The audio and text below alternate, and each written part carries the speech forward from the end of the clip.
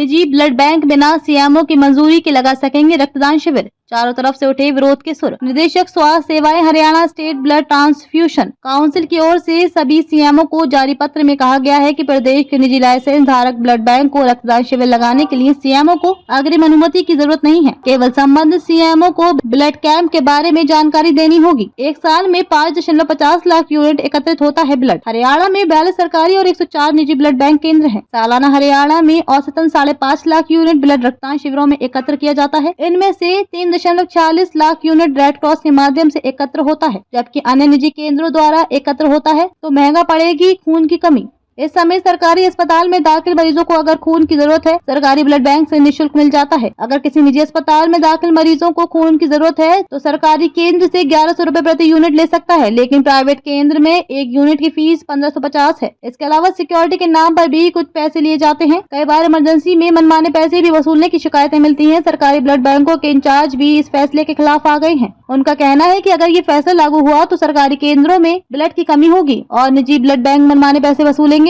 बहुत से निजी ब्लड बैंक नियमों का पालन नहीं करते। बिना अनुमति के प्रदेश भर में निजी ब्लड बैंकों में रक्तदान शिविर लाने की होड़ मचेगी। ऐसे में रक्तदाताओं को लालच भी दिया जा सकता है। खून की गुणवत्ता पर भी असर पड़ सकता है।